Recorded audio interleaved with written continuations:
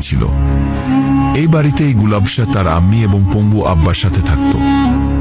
গুলাবশা যেমন নাম তেমন তার সৌন্দর্য। তার চোখ দুটি ছিল গভীর হ্রদের মতো। তার ত্বক ছিল যেন চাঁদের আলোয় স্নান করা। আর তার ঠোঁটে সবসময় হালকা একটি হাসি থাকত, যা দেখলেই কারো হৃদয় মোহিত হয়ে যেত। কিন্তু তার সৌন্দর্য যতটা অতুলনীয় ছিল, ততটাই গভীর ছিল তার নিজের জগতের আকাঙ্ক্ষা। গুলাবশার আতরের প্রতি ছিল গভীর প্রেম, একটি প্রেম যা পৌঁছে গিয়েছিল আসক্তির পর্যায়ে।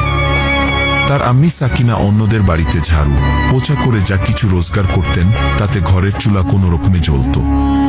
তার আব্বা রহমত আলী এক দুর্ঘটনায় নিজের দুই পা হারিয়েছিলেন এবং এখন একটি পুরনো খাঁটি তার পৃথিবী হয়ে উঠেছিল। কিন্তু গুলাবশার এসব অসুবিধার সাথে কোনো সম্পর্ক ছিল না। তার চাইতো কেবল নতুন নতুন আতর, বিশেষ করে সেই আতর যা গুলাব এ সিরাজ নামে বিখ্যাত ছিল। তার সুগন্ধি এমন ছিল যে বাতাসও এক মুহূর্তের জন্য থমকে যেত।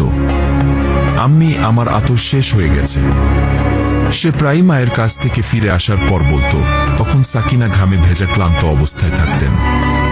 বেটি, গত সপ্তাহেই তো এনেছিলাম, ঘরে আটা শেষ হয়ে গেছে, আব্বার ওষুধ আনতে হবে, তুইও তো কিছু বুঝ।